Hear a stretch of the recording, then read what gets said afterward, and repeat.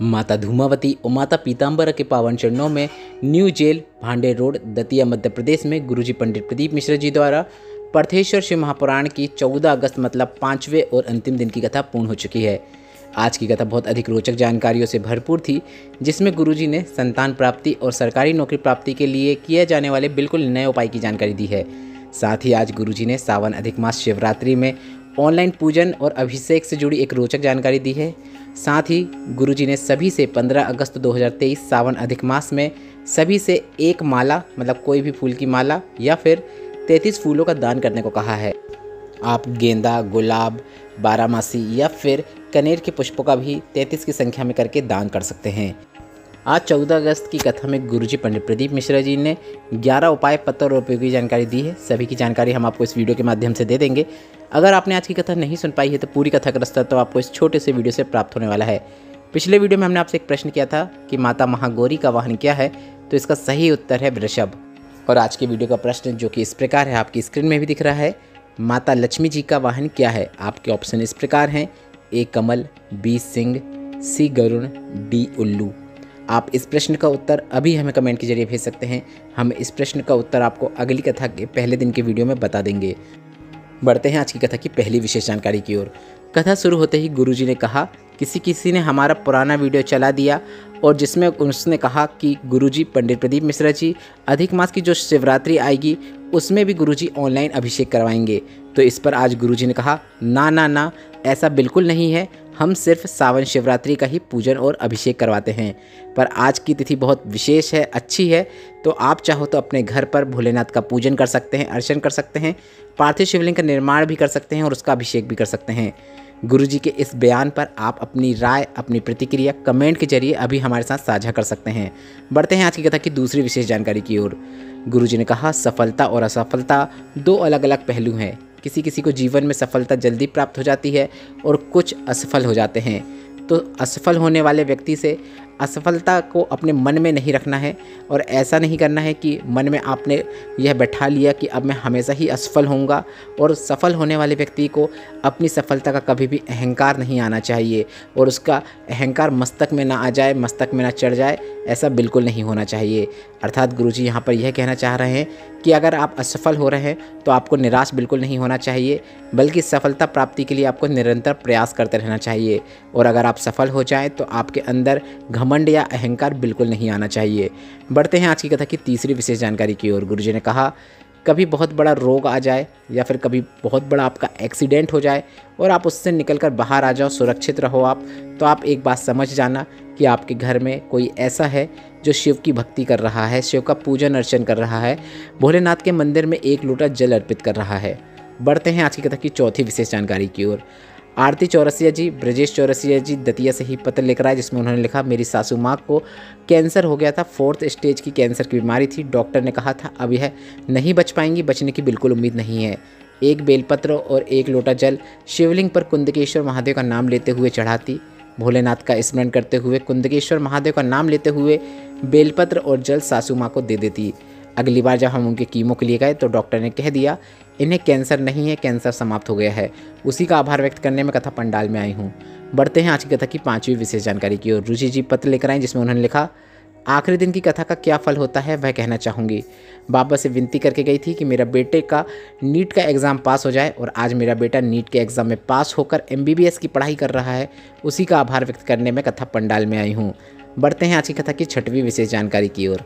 अविका जी पत्र लेकर आए, जिसमें उन्होंने लिखा, गुरुदेव हम कंकर शंकर को नमन करते हैं। मेरे मोहल्ले में एक माता जी थी जिन्हें 4th स्टेज का गले का कैंसर हो गया था। उनके गले में ना कोई अन्न जा पाता था ना जल जा पाता था, वह सिर्फ 1 चम्मच ही पानी पी पाती थी।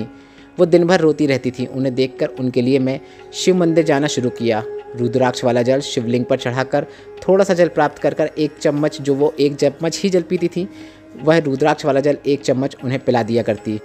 कुछ समय बाद उनकी जांच हुई तो डॉक्टर भी हैरान थे क्योंकि माताजी पूरी तरीके से ठीक हो गई हैं। उसी का आभार व्यक्त करने में कथा पंडाल में आई हूँ। बढ़ते हैं आज की कथा की 7वीं विशेष जानकारी की ओर। 16 अगस्त को विशेष तिथि है और इस दिन गुरुजी पंडित प्रदीप मिश्रा जी सीहोर में कांवड़ यात्रा का आयोजन कर रहे हैं। सीहोर में कांवड़ भराने वाली है। तो हम ऐसे लोगों से कहना चाहेंगे, गुरुजी ने कहा, जिनके घर में संतान नहीं है उन्हें अपने पल्लू में चावल के 4 दाने रख लेना है।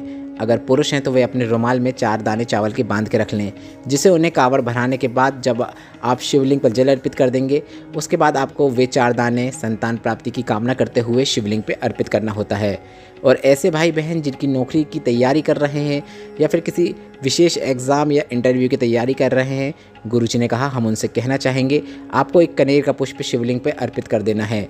16 अगस्त को गुरुजी पंडित प्रदीप मिश्रा जी कावड़ यात्रा का आयोजन कर रहे हैं और आप कावड़ भरने के बाद एक कनेर का पुष्प अर्पित कर सकते हैं या फिर आप अपने नज़दीक में ही जो शिवालय है वहाँ पर जाकर कनेर का पुष्प अर्पित कर सकते हैं। भोलेनाथ से नौकरी के लिए कामना कर सकते हैं।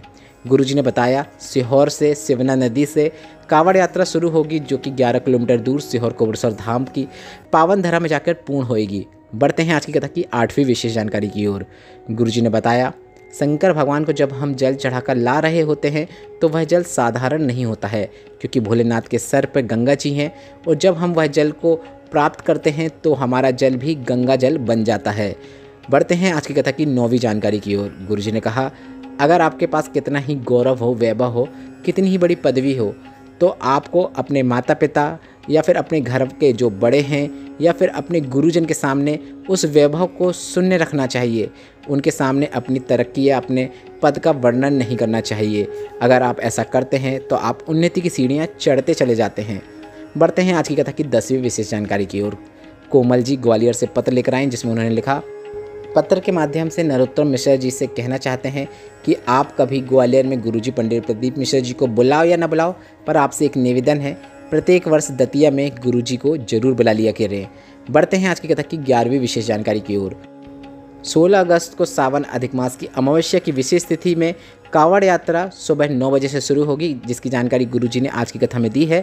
और गुरुजी ने कहा इसका लाइव प्रसारण आप गुरुजी के मतलब गुरुजी पंडित प्रदीप मिश्रा जी सीहोर वाले ऑफिशियल यूट्यूब चैनल के माध्यम से देख सकते हैं या फिर फेसबुक में पंडित प्रदीप मिश्रा जी के ऑफिशियल चैनल के माध्यम से आप इसका लाइव प्रसारण देख सकते हैं, जो कि 16 अगस्त को सुबह 9 बजे से शुरू हो जाएगा। आप अपने मोबाइल के माध्यम से देख सकते हैं और जब तक कावड़ यात्रा चलेगी तब तक इसका लाइव प्रसारण देखने को मिलेगा। अब इस कथा में मतलब पार्थेश्वर शिव महापुराण कथा जो कि दतिया में आज पूर्ण हो गई है, इसमें गुरुजी पंडित प्रदीप मिश्रा जी ने जितने भी नए उपाय बताए हैं, जिसमें आंकड़े के 5 पुष्प के गुच्छे वाला कनेर पुष्प वाला शिवरात्रि का विशेष उपाय और भी कनेर पुष्प के उपाय गुरुजी ने बताए हैं, सभी उपाय हम आपको वीडियो में करके बताएंगे। मतलब वीडियो में हम आपको उपाय करके दिखाएंगे ताकि वे उपाय आपको आसानी से समझ में आ जाए, जिसका वीडियो आपको कल मतलब 15 अगस्त को मिल जाएगा। इसलिए आप अभी हमारे चैनल को सब्सक्राइब कर लीजिए, साथ ही नोटिफिकेशन बेल को आप ऑल पर सेट कर दें ताकि हमारे नए वीडियो की जानकारी आपसे न छूटे। आज गुरुजी ने कथा के दौरान कहा कि हमने नहीं कहा था कि सावन अधिक मास शिवरात्रि में भी हम अभिषेक करवाएंगे। तो क्या आपने गुरुजी के मुखाग्रबिंद से यह सुना था कि गुरुजी ने कहा था कि हम दोनों शिवरात्रि में अभिषेक और पूजन करवाएंगे? ऐसी बात गुरुजी ने अगर कही थी, आपने भी सुनी है, तो आप अभी कमेंट बॉक्स में यस करके टाइप कर दीजिए। और अगर आपने गुरुजी के मुख से यह बात नहीं सुनी है कि हम सावन अधिक मास की शिवरात्रि में भी दोनों शिवरात्रि में अभिषेक करवाएंगे, तो आप नहीं सुनने पर नो टाइप करें। आप अपनी प्रतिक्रिया यस और नो के माध्यम से अभी हमें कमेंट के द्वारा साझा करिए।